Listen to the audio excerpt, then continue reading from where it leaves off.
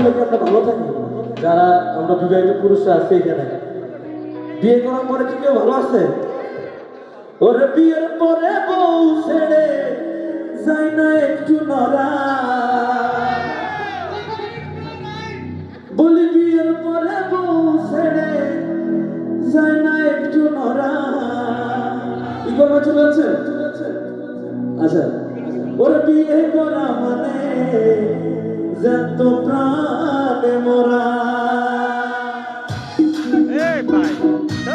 তারা বিবাহিত আছে ভাই, কি দেখতে চাই?